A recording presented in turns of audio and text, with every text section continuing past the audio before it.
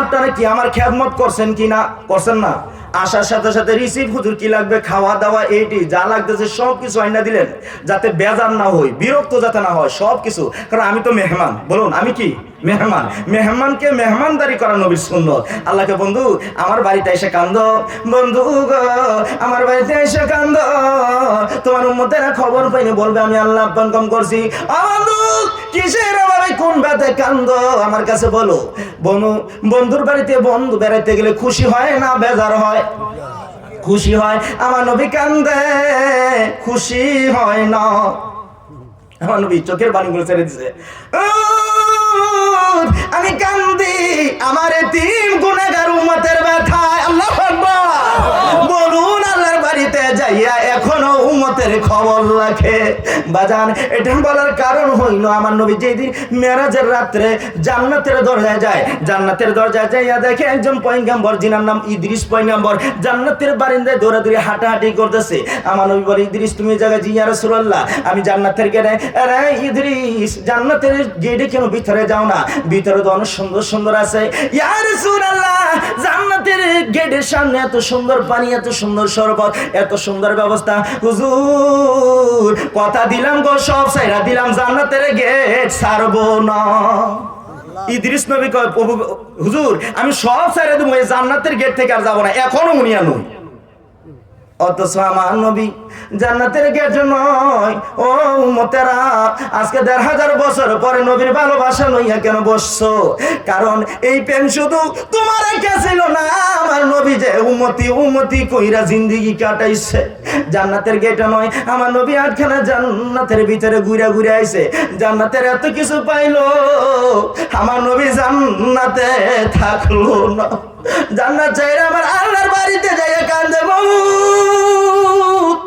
আমি কান্দি গো, আমি তো ইদ্রিস নবী না। জান্নাতের গেটে আইসা আমার উম্মত ভুইলা যাব গো, আমি আল্লাহর বাড়িতে আইসা এখনো কান্দি আমার উম্মতের ব্যথা।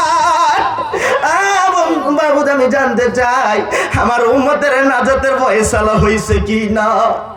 বাজানি ব্যথায় কানলে আমার আল্লাহর বন্ধু উম্মতের ব্যথায় কান্দো, বুঝেছি উম্মতের নাজাতের জন্য বুঝি তোমার দরদ। ও বন্ধু আমি আল্লাহর কুদরতি, ডান দিকে তাকায়া দেখো বড় একটা পাহাড় দেখিবি, বন্ধু বাম দিকে তাকায়া দেখো ছোট পাহাড় দেখি। বন্ধু গো ডান দিকে পাহাড়টা জানোনি কিসের পাহাড়? জানি না, এটা হলো আমি আল্লাহর রহমতের পাহাড়। বাম দিকের পাহাড়টা জানোনি? জানি না, এটা তোমার উম্মতের গুনার পাহাড়। বন্ধু বলুন তোমার উম্মতের গুনাহ বেশি না আমি আল্লাহর রহমত বেশি? আমার নবী কান্দে, বাবু দূরে তারপরও আমি নবীর ভয় হয় গো, না জানি রে আমার এতিম গুনাহগার উম্মত জাহান্নামে চইলা যায়।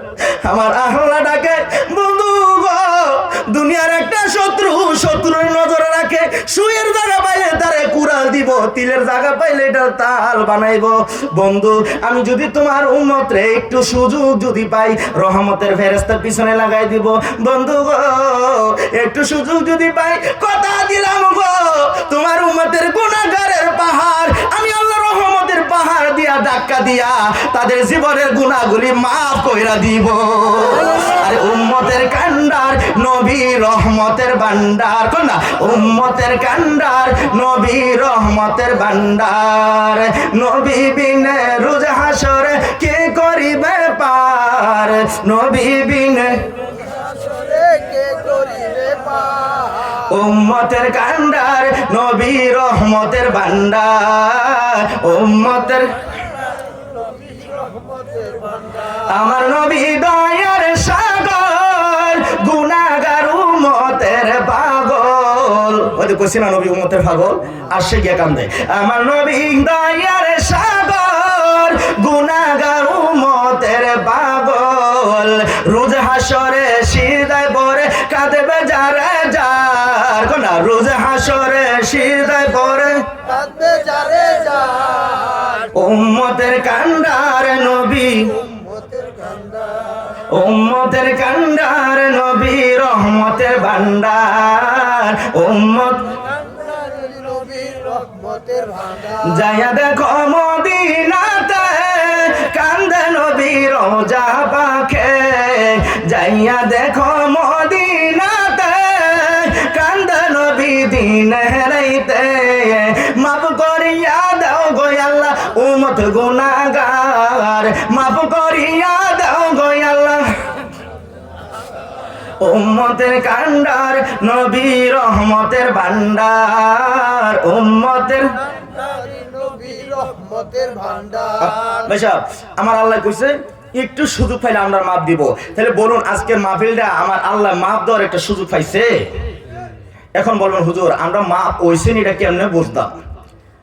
আপনাদের যাদের মাহফিলে বসতে মন চাইতেছে, মাহফিলে ওয়াজ শুনতে মন চাইতেছে, উঠতে মন চায় না, এরকম যাদের ভালো লাগতেছে মন চাইতেছে দিলটা শান্তি লাগতেছে, এতে মনে করবেন আল্লাহ আপনাকে কবুল করছে। সকল আমিন।